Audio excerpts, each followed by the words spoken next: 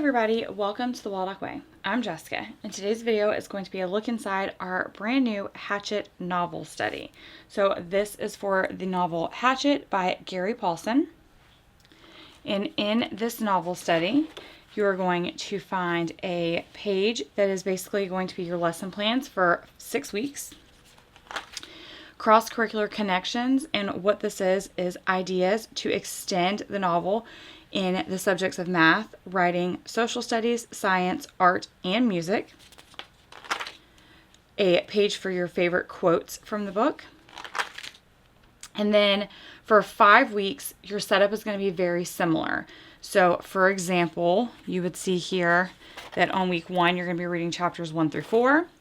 So then week 1, here's your copy work, and then here is the things that we're going to talk about and notice that are either going to be grammar, punctuation, or figurative language, or literary devices. There's going to be vocabulary for each week. The way that it works changes a little bit. This has words on the left, and you're going to match it to the definitions on the right. There's creative writing for each week. This one happens to be a letter. There's comprehension for the chapters that were read for each week. And then there is a summary page. I'll go ahead and show you a second week just so you can see that it's similar but a little bit different. So here's week 2, and then here's what we're going to be talking about. Our vocabulary, this time you're going to fill in the blank for the definition.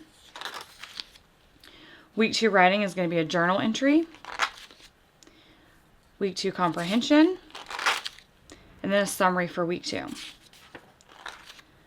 Week 3 copy work, and what we're going to be working on. Here we're going to be talking about repetition for emphasis. That's what we'll be focusing on from the copy work. This week for vocabulary, they will use a dictionary and look up the definitions for these vocabulary words, and then write a sentence using the words from above. In week 3 writing, they're going to learn how to write a specific kind of poem. This type of poem is a diamond poem, so it tells them how to write it, gives them an example, and gives them 7 lines to write one themselves. Comprehension for week 3, and then a summary. Now, week 4 and 5 will be very similar. Week 6 is after you have finished reading the book, and it's kind of a review week. So for the review week, you're going to do things like a word search, a crossword puzzle, designing your own book cover, digging into the setting of the story, identifying the theme, digging into the plot of the story, choosing a character and doing an in-depth character analysis, doing a persuasive writing book review of the story, whether you would recommend it or not recommend it, and then persuading somebody to either read it or not read it.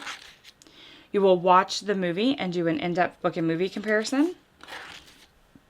And then there's a figurative language activity. There's also a hands-on activity as well. So there's a scavenger hunt and then a hands-on matching. I'll show you that in just a moment.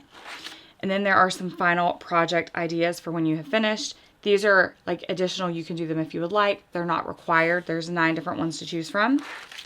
And then there's an answer key for any of the pages that require an answer key.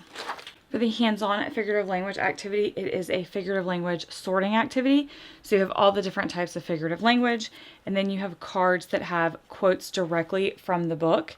And you would read the underline, you'll read the whole thing, but the underline is the specific one. So in this case, the engine coughed. That is in fact a personification. So you would put that under there. Here is the next sentence, and we were talking about for a second, all he heard was the whoosh of the empty airwaves. That would be an example of an onomatopoeia. So you would just sort the figurative language like that. And there is an answer key for this activity in the back of the study as well.